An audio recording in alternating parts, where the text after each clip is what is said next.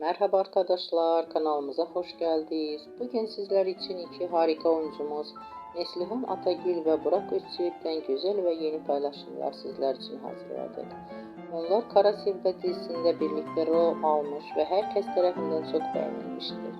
Biz de sizler için onların güzel fotolarını hazırladık. Bu videoların devamlı gelmesini istiyorsanız kanalımıza abone olup yorum yazmayı unutmayın.